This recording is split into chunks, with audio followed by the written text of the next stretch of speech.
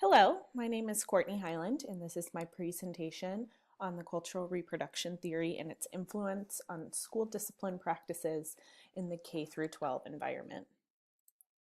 Educators in the United States are required to teach academic standards and maintain classroom discipline. Classroom discipline has been a topic of interest for researchers and educators for decades. Teachers may observe various disruptive behaviors within one school day. Students may exhibit undesirable behaviors such as horseplay, defiance, bullying, general rule breaking, along with many others.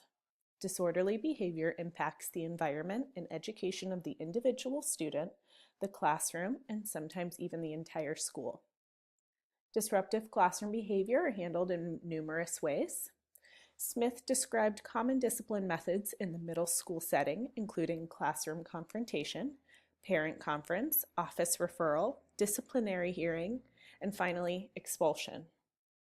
Godfredson and Godfredson noted that after-school detentions, Saturday detentions, and withdrawal of privileges are regular forms of punishment in middle and high schools. Nichols also identified in-school and out-of-school suspension as common disciplinary methods. There is, however, little evidence that some of the most common discipline methods deter future misbehavior.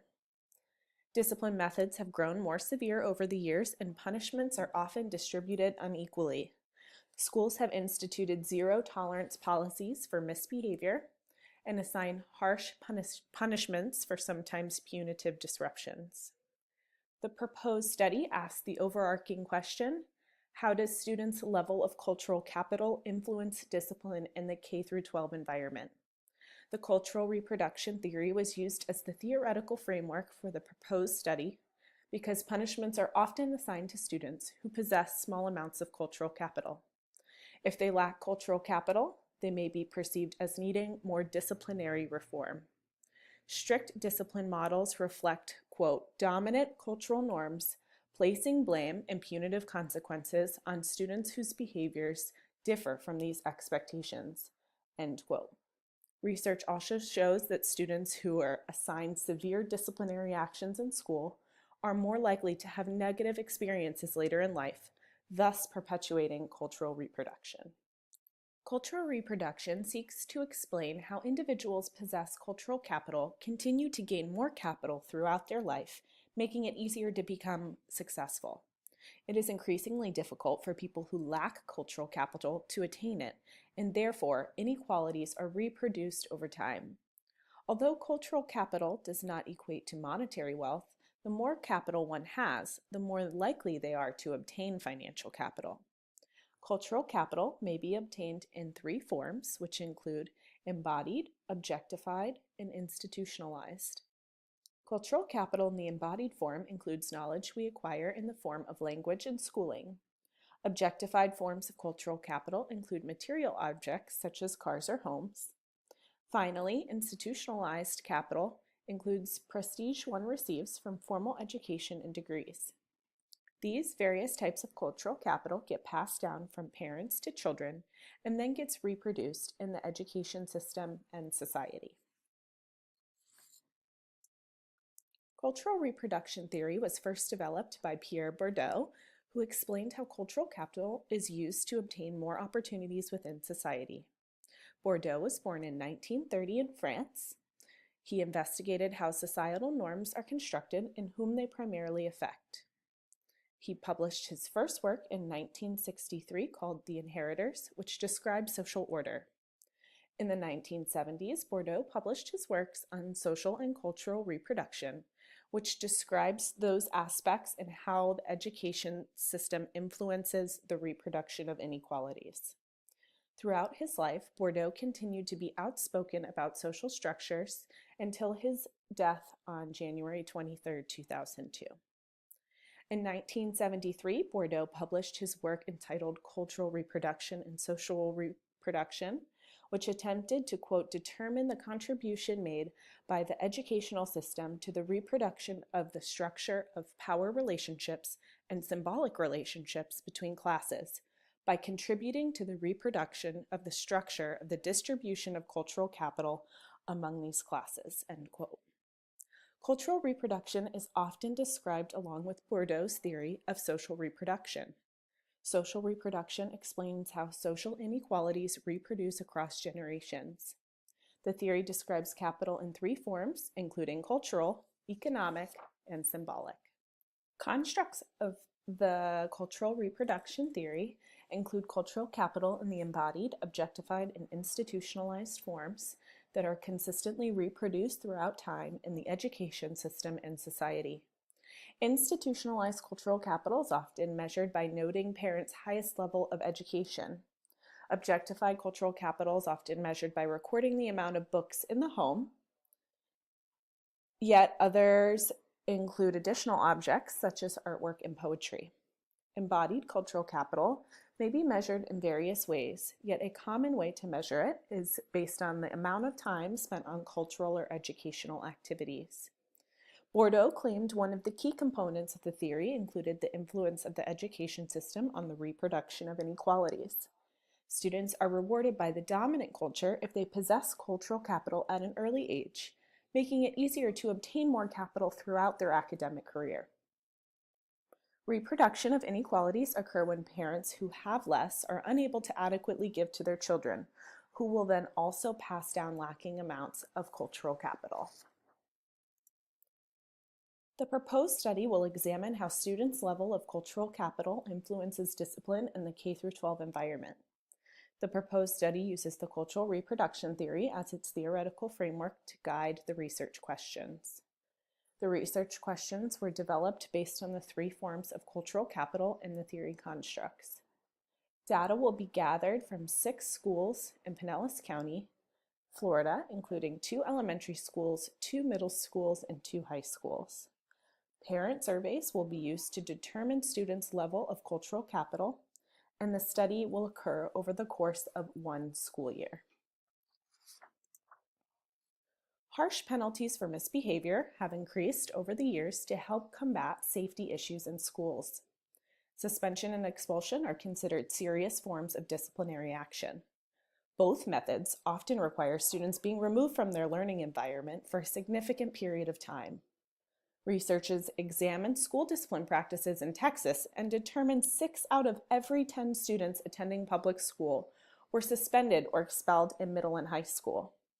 The suspension rates have dramatically increased over the past few decades. According to Fowler, in many cases, students were exiled from their classrooms for behavior that did not involve injury or weapon. Suspension and expulsion attempt to remove the bad students from the classroom environment, ultimately making students who are struggling even more academically at risk.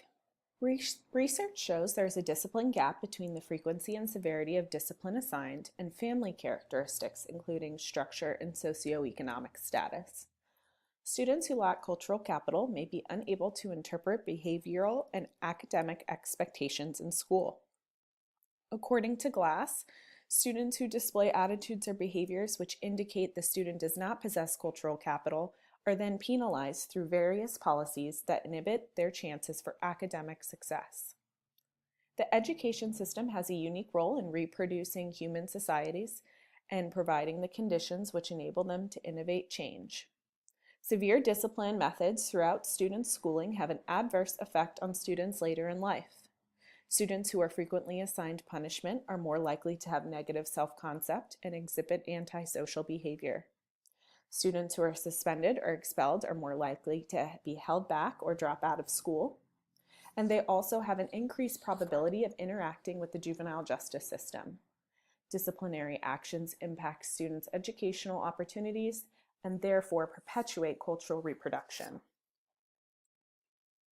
The purpose of the proposed study is to examine how students' level of cultural capital influences the discipline method assigned. Students' level of cultural capital will be investigated in its 3 forms: institutionalized, objectified, and embodied. Discipline and academic data, as well as public student data, will be analyzed from 6 public schools in Pinellas County, Florida, including 2 elementary, 2 middle, and 2 high schools from various physical locations throughout the county. Discipline records will be examined to determine the types and frequency of discipline assigned throughout 1 school year. Parent surveys will be utilized to ascertain information regarding students' level of cultural capital. The results of the proposed study may be useful for educators and school systems to adjust or revamp current discipline practices.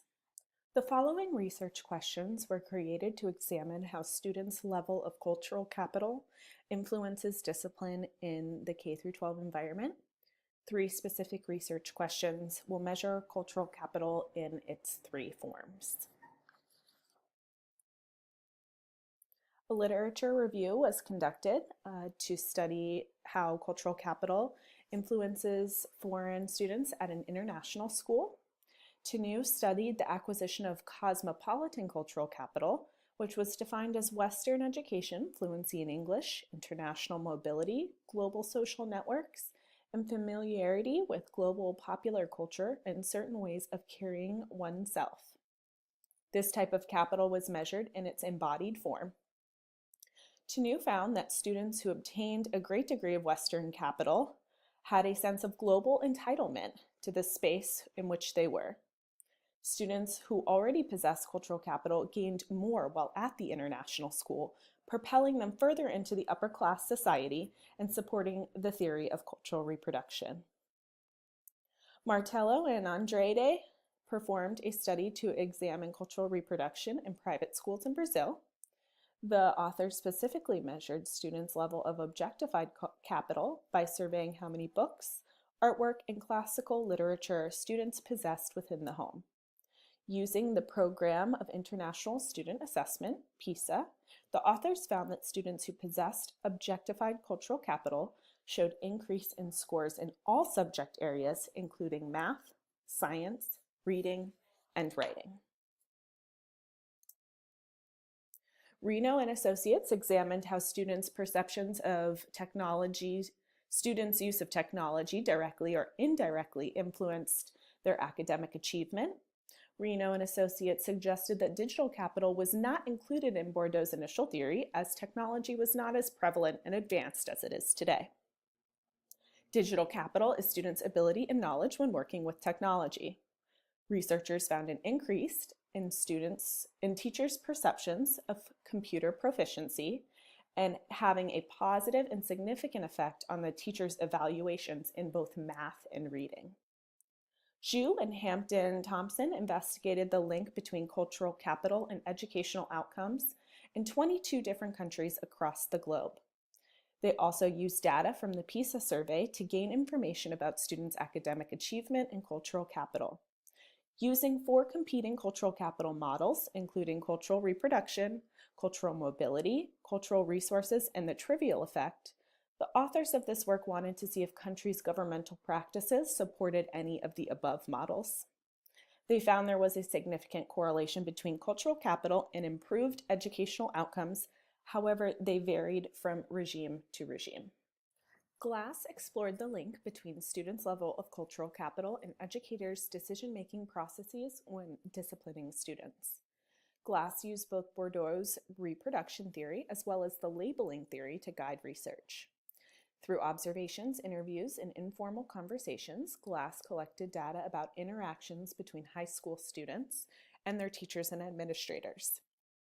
Glass found cultural capital impacts teachers' perception and reactions, and effectively served to sort students into in-groups and out-groups, altering expectations about student behavior and sanctions for misbehavior. Glass also noted that this school tried to handle misbehavior on a case-by-case basis, and that disciplinary processes are complex as they vary from teacher to teacher and school to school. Teachers and administrators aim to educate students academically, socially, and behaviorally. Misconduct in the classroom is common, and much research has been conducted regarding discipline practices. Discipline strategies, however, have grown more strict and severe in recent years, and are often assigned unequally and fall on students who lack cultural capital. The cultural reproduction theory serves as the theoretical framework for the proposed study. Pierre Bourdieu, the scholar who first developed the theory, explained how the education system and society values various forms of cultural capital. A student's level of cultural capital may influence the way they are able to interpret behavioral expectations, and teachers' preconceived notions of cultural capital and ability may impact the discipline assigned to various students. The data collected from the proposed study seeks to inform future educational research. Additionally, a thorough literature review was conducted to analyze how cultural capital influences success of students around the world. Administrators and school districts may wish to use this information to hold professional development opportunities to recognize the impact of disciplinary methods on students' future success. Here are the references that I used throughout my paper and presentation.